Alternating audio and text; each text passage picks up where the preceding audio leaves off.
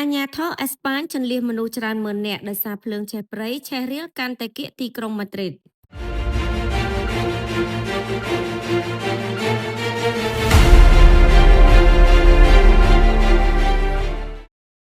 ថ្ងៃសុក្រទី24កក្កដាអាជ្ញាធរអេស្ប៉ាញបានជន្លៀសមនុស្សយ៉ាងប្រញាប់ប្រញាល់ចំនួនជិត30,000នាក់ចេញពីតំបន់ក្បែរទីក្រុងម៉ាឌ្រីតដែលកំពុងតែប្រឈមនឹងភ្លើងឆេះដ៏កំណាចរវាងពីថ្ងៃប្រហ័សដល់ថ្ងៃសុក្រទី24កក្កដាភ្លើងបានលេបត្របាក់ព្រៃឈើអស់ជិត10,000ហិកតាអាជ្ញាធរអេស្ប៉ាញកំពុងព្រួយបារម្ភថាភ្លើងពីកន្លែងនេះអាចនឹងឆេះរាលតភ្ជាប់គ្នាបង្កការលំបាកកាន់តែខ្លាំងដល់ប្រតិបត្តិការពន្លត់ថ្ងៃសុក្រទី24កក្កដាក្រោមកម្ដៅថ្ងៃសង្កត់ជាង30អង្សាសេនិងខ្យល់បក់ខ្លាំងអាជ្ញាធរអេស្ប៉ាញបានប្រកាសអាសន្នជន្លៀសមនុស្សប្រមាណ19,000នាក់ចេញពីភូមិមួយចំនួនស្ថិតនៅភាគខាងលិចតំបន់ទីក្រុងម៉ាឌ្រីតអណ្ដាតភ្លើងក្រហមច្រាលផ្សែងខ្មៅខ្មុះខ្មាញ់រំកិលកាន់តែជិតដល់ផ្ទះប្រជាជនរសៀលបន្តិចអាជ្ញាធរបានប្រកាសអាសន្នជន្លៀសមនុស្សប្រមាណ7,000នាក់បន្ថែមទៀតខណៈភ្លើងឆេះរាលទប់មិនឈ្នះគិតត្រឹមពេលនេះផ្ទះប្រជាពលរដ្ឋប្រមាណជិត50ខ្នងត្រូវឆេះខ្ទេចទាំងស្រុងខណៈមនុស្សបានភៀសខ្លួនយ៉ាងប្រញាប់ប្រញាប់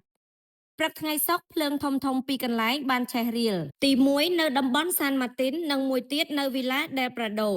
ក្រុមកម្លាំងពន្លត់បានព្យាយាមទប់ភ្លើងទាំងពីរនេះកុំឲ្យឆេះរាលប្រសពទល់ជាប់គ្នាដែលអាចគំរាមឆេះរាលទៅកាន់តំបន់ណាវ៉ាដេរី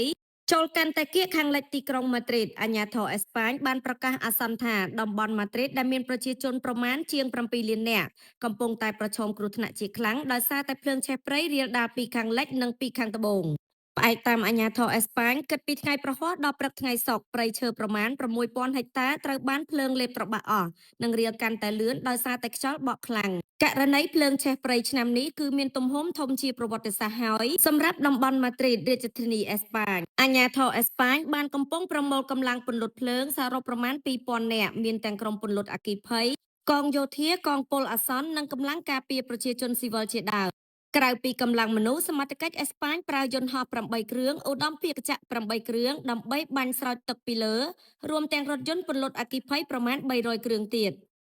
សូមបញ្ជាក់ថាមួយសប្តាហ៍មកហើយភ្លើងព្រៃបានឆាប់ឆេះច្រើនកន្លែងនៅតំបន់ភាគកណ្ដាលអេស្ប៉ាញជុំវិញទីក្រុងម៉ាឌ្រីតដែលជាតំបន់ក្តៅស្ងួតខ្លាំងនៅចម្ងាយ70គីឡូម៉ែត្រពីទីក្រុងម៉ាឌ្រីតភ្លើង3កន្លែងបានឆាប់ឆេះព្រៃនិងភូមិឋានប្រជាជនអស់ប្រមាណ3,000ហិកតានៅថ្ងៃសុក្រទី24កុម្ភៈនៅតំបន់មួយទៀតឈ្មោះ Castel Alliance ដីព្រៃប្រមាណ9,000ហិកតាត្រូវភ្លើងលេបត្របាក់ដែរក្នុងខេត្តអាវីឡានៅខេត្ត Guadalajara ភាគឦសានទីក្រុងម៉ាឌ្រីតវិញភ្លើងបានឆេះរាលលើផ្ទៃដីប្រមាណ32,000ហិកតាក្នុងរយៈពេលមួយសប្តាហ៍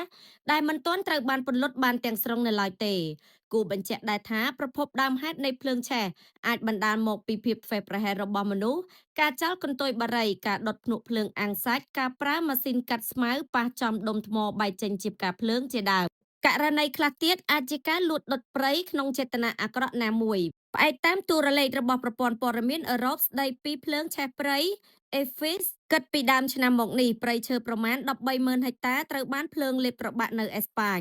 ឆ្នាំ2025វិញផ្ទៃដីប្រមាណ3,930,000ហិកតាត្រូវភ្លើងឆាបឆេះដែលជាទំហំខូចខាតធ្ងន់ធ្ងរបំផុតមិនធ្លាប់មានសម្រាប់ប្រទេសនេះ